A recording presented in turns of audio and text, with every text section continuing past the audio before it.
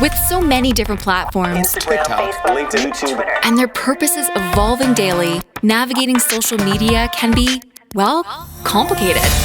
Welcome to the Social Media Sucks podcast from Cubco. Social media really sucks. Where we unpack the latest trends and help remove the suck from social media.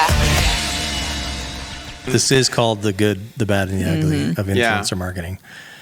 Okay, should I start? Do you want to start on the ugly? Yeah. And he's going to give us the ugly. Okay, one thing that I really feel like is a bad thing about influencer marketing is when you are trying to use an influencer because of their credibility and because of their ability to make your brand more relatable for consumers on a personal level. And you can't achieve that because many of the influencers nowadays are so unrelatable because they are just sellouts. Basically, they are flooded the market. Yeah, they're liking every week some sort of different scent, a new perfume, or some sort of new makeup palette that they just got. And I think there is also like this aspect that like in the beginning, every influencer sort of starts out like as a creator. And there is so much freedom and there is so much value in the stuff that they create because most of the times they're doing it for fun, they're doing it to express themselves, right? It's original. Yes, it's very original, very authentic, very valuable for an audience. And that's also why they, Get noticed. Yes, Yeah. exactly. This is why they are succeeding. What built their audience in the first place. Definitely. Yes, and then they avoid this. And then they are like kind of entering this phase of content creation where they are just creating content for the sake of putting something out. And you can see that the effort is not there anymore in terms of creativity because they don't need to. They have a huge audience, they're feeling comfortable, brands are reaching out, and they don't have to innovate. It's going to be product placement, basically. Exactly, yeah.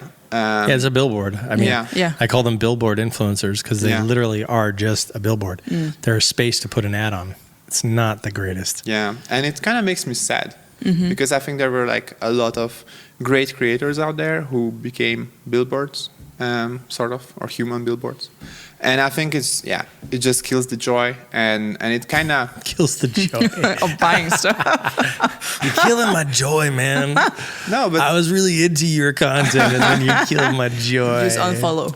Yeah, but like literally like when you are watching, for example, like a tech YouTuber and like every, I don't know, 5th minute, there is like a new sponsored piece of content in the video or like a new piece of sponsored product or something, and you don't even know which part of their opinion you can trust anymore. Yeah. I think it just removes all the juice from influencer marketing and the power of influencer marketing. Yeah, it definitely, we've seen lots of that. And I think we've also seen on the ugly side, the influencers are sometimes, like you said, they're kind of too much for sale, and that causes a problem. I also think that we as marketers sometimes have abused it, and that's kind of also been on the ugly side because we also sometimes are not demanding enough of the influencers to give us the data. Is this working? Is it not working? Also making sure we have the right contracts in place, the right agreements, the right expectations. So it's also been, I mean, we take some of the blame by not being professional enough in some ways, right? And really directing everything towards being a better ecosystem for everybody, for brands, for agencies, for the influencer. Sometimes we just jump on stuff without thinking too much about it. And I think that's also the ugly side. But I would say some of that also falls on the influencer not being professional enough themselves as well in... Or transparent. Or transparent enough or understanding like, okay, you have a business, you're now a business. So you have to operate as such and give us a contract that makes sense. Yeah. Tell us what's behind the numbers. Tell us how effective you are as a business. Because if you're paying for somebody's, promotion of your product, you better understand what are you potentially going to get from this. And a lot of influencers have kind of ignored that part. So that's been the ugly. And I think also as there's kind of a gold rush on influencers, that's also rushed in a ton of people that, have kind of gamed the system to become influencers.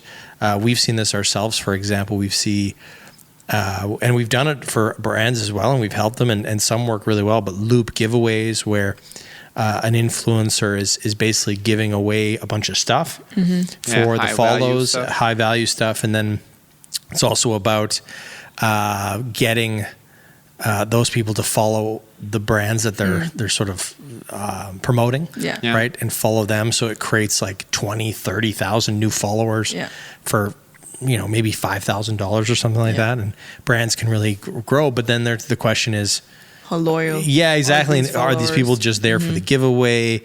Are they there just to win some cool stuff? Definitely. Which means giveaway. Sorry, I'm repeating myself. But and are they really going to care about your brand? So there's a lot of that ugly stuff going on as well. Watch the full episode on YouTube or listen to the full episode on your favorite podcast app.